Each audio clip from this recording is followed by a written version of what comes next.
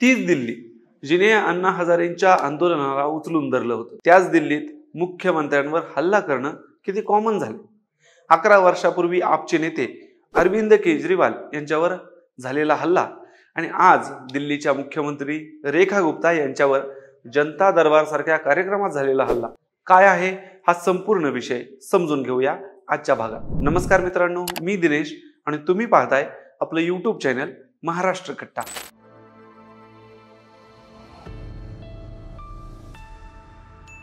20 ऑगस्टला बुधवारी सकाळी दिल्लीच्या मुख्यमंत्री रेखा गुप्ता या त्यांच्या अधिकृत निवासस्थानी जनसुनवाई कार्यक्रमात लोकांच्या अडचणी समजून घेत होत्या, त्यांच्याशी संवाद साधत होत्या। गर्दीतला एक जण तुरुंगात असलेल्या त्याच्या नातेवाईकांना सोडवण्यासाठीचा अर्ज असणारे कागदपत्र घेऊन आला। अचानक त्याने मुख्यमंत्र्यांवर हल्ला केला, कानशिलात लगावली, केस ओढले। काही बातम्यांमध्ये तर डोकं टेबलावर आदळल्याचे सांगितलं जाते। यानंतर तेथील सुरक्षा रक्षकांनी त्या व्यक्तीला ताब्यात घेतलं आणि रेखा गुप्ता यांना दवाखान्यात दाखल केलं आहे। यामध्ये रेखा गुप्ता यांना हलक्या जखमा झालेल्या आहेत। सध्या त्यांची प्रकृती ठीक आहे।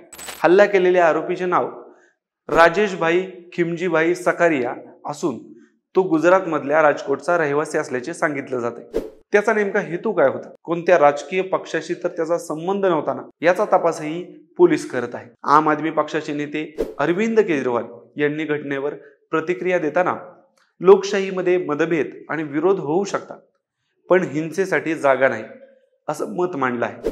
तिकडे काँग्रेसने मात्र याच्यावर प्रतिक्रिया देताना भाजपवर आणि कायदा सुव्यवस्थेवर प्रश्नचिन्ह उपस्थित केले। काँग्रेसने म्हटले, मुख्यमंत्र्यांची सुरक्षा ठीक नसेल तर सामान्य जनतेची काय अवस्था असणार। भाजपने मात्र यामध्ये राजकीय कटाची शक्यता असल्याचे सांगत याची चौकशी करण्याची मागणी भाजपचे नेते मजिंदर सिंह सिस्सा आणि वीरेंद्र सचदेवा यांनी केली।